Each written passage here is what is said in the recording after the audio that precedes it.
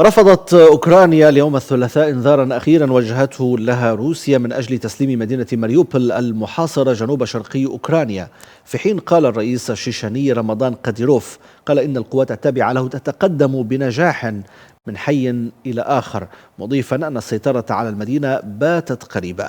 قالت نائبة رئيس الوزراء الأوكراني إيرينا فيريشتشوك إن الحديث عن الاستسلام أو إلقاء السلاح غير وارد.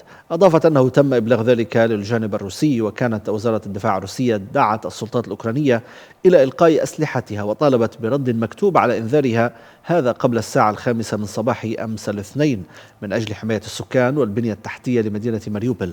بدوره قال الرئيس الأوكراني فولوديمير زيلينسكي إنه لن يسلم كييف ولا ماريوبل ولا خاركيف ولن يقبل بالشروط الروسية، وأضاف أن بلاده ترفض أي شروط أو ابتزاز. وأكد خلال كلمة متلفزة أن أوكرانيا فقدت كثيرا من المدنيين، وأن على روسيا القضاء على الأوكرانيين جميعا قبل تقبل شروطها على حد قوله. في المقابل قال الرئيس الشيشاني رمضان قاديروف إن القوات التابعة له التي تقاتل في مدينة ماريوبل تتقدم بنجاح. نتابع معا مشاهدينا الكرام هذا الفيديو لجنود شيشانيين يشاركون في اقتحام مدينة ماريوبل تحت لواء قاديروف الذي هو فتى بوتين المدلل الذليل.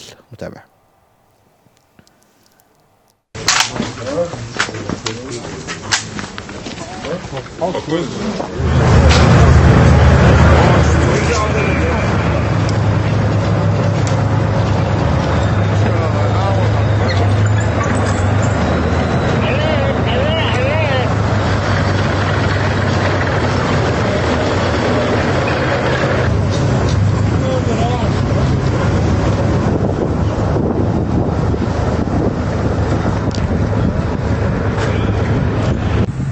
Тимур, борец, двинул стенешь.